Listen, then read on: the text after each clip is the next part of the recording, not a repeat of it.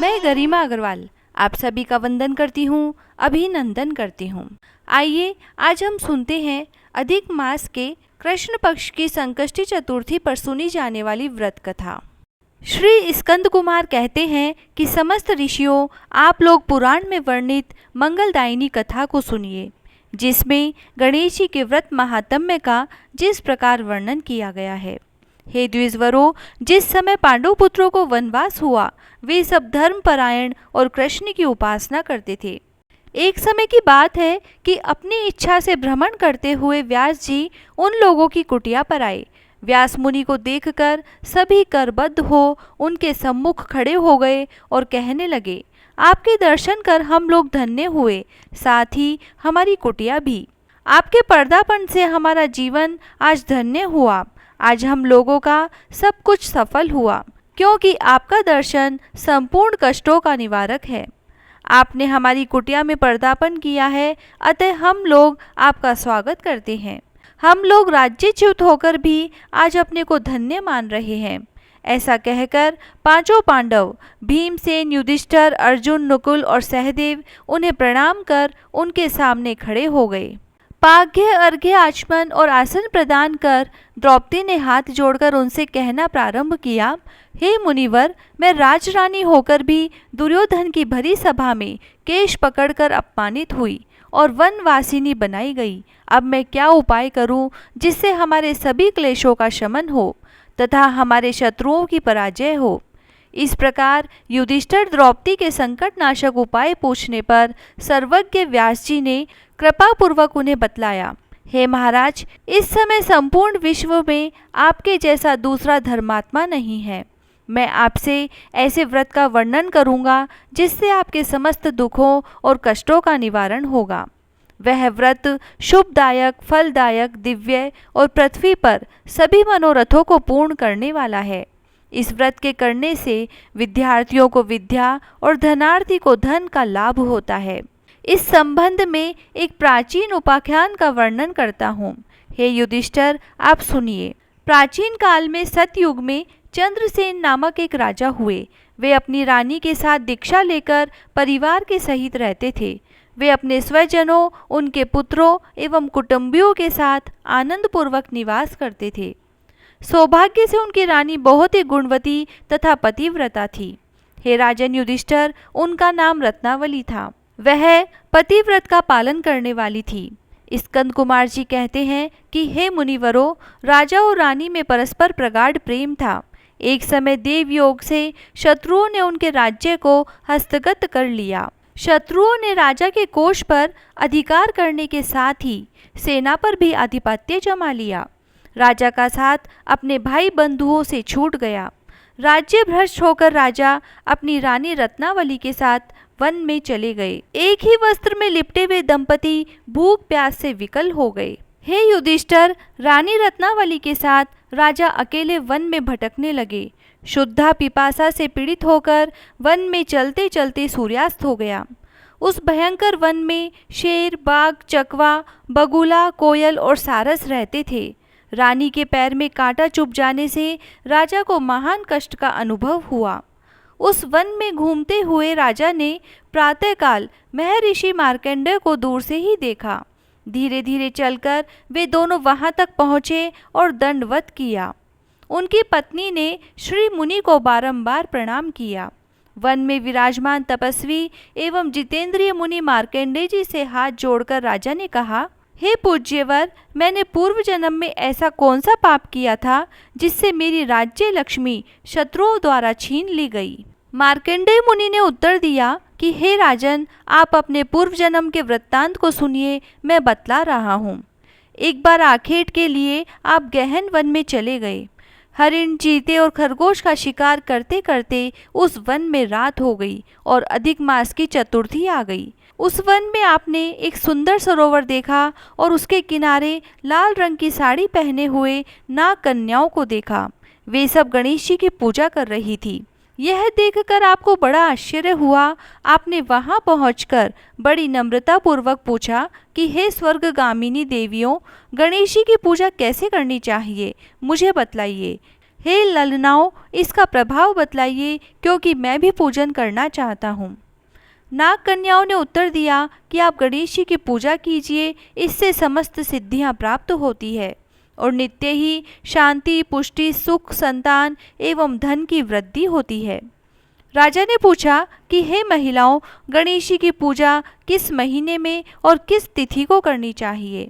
इसमें किस वस्तु का दान देना चाहिए? इस पूजन की क्या विधि है, आप मुझसे कहिए। तब नाग कन्याओं ने उत्तर दिया कि हे राजधिराज, अधिक मास के कृष्ण पक्ष की चतुर्थी को चंद्रोदय होने पर विधि सहित विघ्न विनाशक गणेश जी की पूजा करनी चाहिए। अपने सामर्थ्य के अनुसार भक्ति भाव से पूजन करें। गणेश जी को पंचामृत से नहलाकर लाल पुष्प चढ़ावें। गंध, पुष्प, धूप, दीप, नैवेद्य, दूब, 2 वस्त्र, सुगंधित द्रव्य चढ़ाएं। घी चीनी से बने हुए 15 लड्डू भोग के लिए बनाएं। उसमें से 5 लड्डू गणेश जी को अर्पण करें और 5 ब्राह्मणों को दान में दें। कुमारी कन्याओं को पहले देकर बाद में स्वयं भोजन करें। गणेश जी की प्रसन्नता के निमित्त समस्त सामग्री गणेश जी को अर्पित करें। तत्पश्चात पुराणोक्त कथा को सुने। ऐसा करने से मनुष्य की सभी मनोकामनाएं पूर्ण होती है एवं समस्त सिद्धियां प्राप्त होती है। गणेश जी के पूजन की यही विधि है। नाग कन्याओं की बातें सुनकर राजा ने उन्हें बारंबार नमस्कार किया। इस प्रकार राजा ने वहां गणेश जी के व्रत का मन में संकल्प करके सरोवर के तट पर जाकर गणेश जी का ध्यान किया और वहां से चले गए। इसके प्रभाव से गणेश जी आप पर प्रसन्न हो गए और आपको पुत्र, स्त्री, धन, धान्य आदि से पूर्ण कर दिया। आपके महल में रत्नों के हार, स्वर्ण, गो, हाथी एवं घोड़ों का अभाव न रहा। परंतु कुछ दिनों के बाद आप धन गर्वित होकर व्रत करना भूल गए। इसके अनंतर आप उस जन्म में मृत्यु को प्राप्त हुए। हे राजन, उस जन्म में जो पूजन किया था उसके प्रभाव से आपका जन्म राजवंश में हुआ और सहृदय की मित्रता, सुंदर नारी का समागम एवं सुंदर शरीर की प्राप्ति होने से धन मद में आकर आपने व्रत करना छोड़ दिया, जिसके कारण आपकी ऐसी दुर्गति हुई है। तब राजा ने पूछा कि हे ब्राह्मण, अब मैं कौन सा काम करूं जिससे वर्तमान संकट से मुक्ति हो, जिस उपाय से विघ्नों और कलेशों का नाश हो तथा मुझे शांति प्राप्त हो, वही बताइए। मार्कंडेय मुनि ने कहा कि हे महाराज, पूर्वोक्त रीति से आप गणेश जी की पूजा कीजिए और संकट नाशन चतुर्थी के व्रत को कीजिए। इससे गणेश जी प्रसन्न होंगे और आपको पुनः राज्य वैभव प्राप्त होगा। इसीलिए संपूर्ण कष्टों के समनार्थ आप स्वयं गणेश जी की पूजा कीजिए। व्यास जी कहते हैं कि मार्कंडेय जी की बात सुनकर राजा ने उन्हें प्रणाम किया और अपने भवन में चले आए। रानी के साथ राजा ने भक्ति पूर्वक विधिवत व्रत किया। व्रत के करने से उनके शत्रुओं का नाश हुआ और उन्होंने अपना खोया हुआ राज्य पुनः पाया। गणेश जी की पूजा करने से सभी वस्तुएं सुलभ हो जाती हैं और सभी कार्यों में सफलता मिलती है।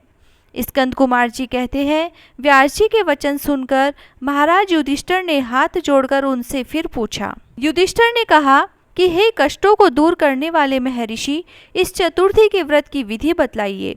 किस नाम से, किस मास में, किस प्रकार गणेश जी की पूजा करनी चाहिए? तब इस व्रत में किस चीज का आहार होना चाहिए?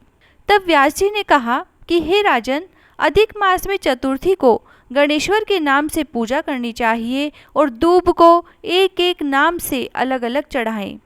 तब व्यास जी ने कहा कि हे राजन, अधिक मास में चतुर्थी को गणेश्वर के नाम से पूजा करनी चाहिए। लाल कनेर के फूल चढ़ाकर लड्डू आदि का भोग लगाएं। लाल चंदन, रोली, अक्षत और दूब को एक एक नाम से अलग अलग चढ़ाएं। तत्पश्चात विश्व प्रियाय नमः कहकर आचमन, ब्रह्मचारिणे नमः स्नान, गणेश्वराय नमः से वस्त्र, पुष्टिदाय नमः से चंदन चढ़ाएं। विनाकाय नमः से पुष्प, उमासुताय नमः से धूप, रुद्र प्रियाय नमः से दीप, विघ्ननाशिने नमः से नैवेद्य अर्पित करें। फलदात्रे नमः से तांबुल, संकटनाशिने नमः से फल चढ़ाएं। इसके बाद विघ्न विनायक गणेश जी से प्रार्थना करें। हे सुंदर मुख वाले गणेश जी, मैं भव बाधा से ग्रस्त, भय से पीड़ित और क्लेशों से संतप्त हूँ। आप मेरे पर प्रसन्न होइए। दुख दारिद्र्य के नाशक गणनायक जी, आप मेरी रक्षा करें। हे विघ्नों के विनाशक, आपको बार बार मेरा प्रणाम है। फिर इस मंत्र से पुष्पांजलि देकर चंद्रमा को अर्घ्य दें। हे क्षीर सागर संभुत, हे द्विजराज, हे षोडश कलाओं के अधिपति, शंख में सफ़ेद फूल, चंदन, जल, अक्षत और दक्षिणा लेकर हे रोहिणी सहित चंद्रमा, आप मेरे अर्घ्य को स्वीकार करें। मैं आपको प्रणाम करता हूँ। तदंतर ब्राह्मण को भोजन करावें, लड्डू और दक्षिणा दें। देवता और ब्राह्मण से बचे अन्न द्वारा स्वयं आहार ग्रहण करें। रात्रि में भूमि पर शयन करें। लालच विहीन होकर क्रोध से दूर रहें। हर महीने गणेश जी की प्रसन्नता के निमित्त व्रत करें। इसके प्रभाव से विद्यार्थी को विद्या, धनार्थी को धन प्राप्ति एवं कुमारी कन्या को सुशील वर की प्राप्ति होती है और वह सौभाग्यवती रहकर दीर्घ काल तक पति का सुख भोग करती है। विधवा द्वारा व्रत करने पर अगले जन्म में वह सधवा होती है एवं ऐश्वर्यशालिनी बनकर पुत्र पौत्रादि का सुख भोगती हुई अंत में मोक्ष पाती है। पुत्रेच्छु को पुत्र लाभ एवं रोगी का रोग निवारण होता है। भयभीत व्यक्ति भयारहित होता है और बंधन में पड़ा हुआ व्यक्ति मुक्त हो जाता है। व्यास जी कहते हैं कि हे राजन, इस प्रकार आप भी व्रत कीजिए। यह संकट नाशक चतुर्थी व्रत करने से आप गणेश जी की कृपा से अपने राज्य को पुनः हस्तगत कर लेंगे। जो मनुष्य भक्ति भाव से इस मंगलदायिनी पौराणिक कथा को सुनते या पढ़ते हैं, उन्हें परम सिद्धि सुख, लोकोत्तर वैभव की उपलब्धि होती है। हे महाराज धीराज, आपके प्रश्न के अनुसार मैंने संपूर्ण मनोरथों को पूर्ण करने वाले इस संकट नाशक गणेश चतुर्थी का विवरण सुनाया।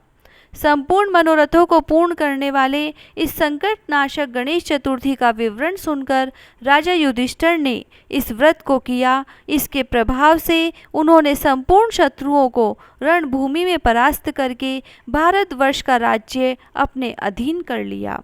अधिक मास की संकष्टी चतुर्थी की कथा समाप्त। जय श्री राधे।